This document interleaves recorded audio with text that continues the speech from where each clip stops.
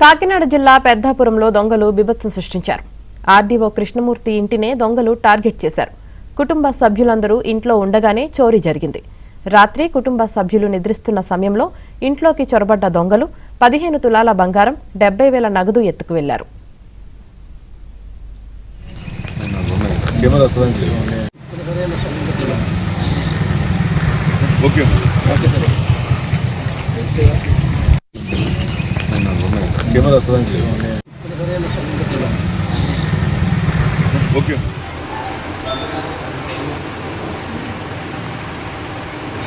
కుటుంబ సభ్యులు నిద్రిస్తున్న సమయంలో ఇంట్లోకి చొరబడ్డ దొంగలు 15 తులాల బంగారం, 70,000 నగదు ఎత్తుకు వెళ్లారు.